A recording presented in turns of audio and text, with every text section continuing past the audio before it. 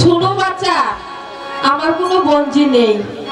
মাসিমা গো, আমার মা মৃত্যুর পূর্বে বলেছিল তুই যদি কোনোদিন বিপদে পড়িস তাহলে শ্যামপুর তোর এক মাসি আছে, তাই আমি তোমার কাছে এসেছি মাসি, আমার আশ্রয় দাও মাসি। জানি বাপু, বলে হতেও পারে, বুড়ো হয়ে গেছি তো।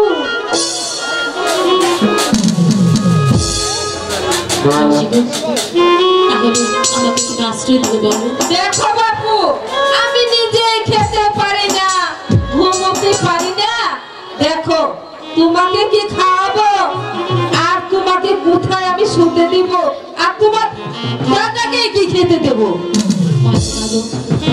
সে নিয়ে তোমাকে কোনো চিন্তা করতে হবে না, আমি আসার সময় জানিয়ে এসেছি তা বিক্রি করলে তুমি অনেক টাকা পাবে।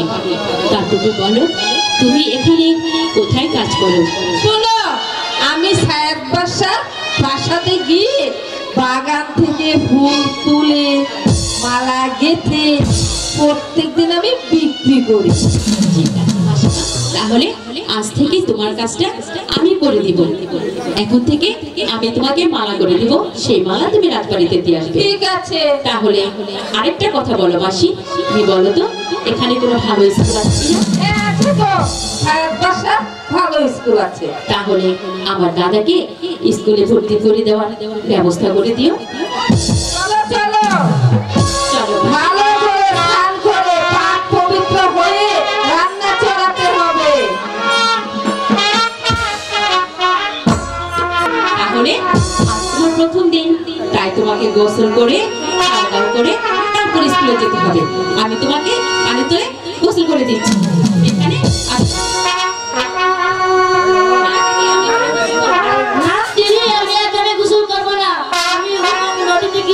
না দাদা, ওখানে যেতে হয় না, আমি আছি কি জন্য, আমি তোমাকে পানি তুলে গোসল করে দিব।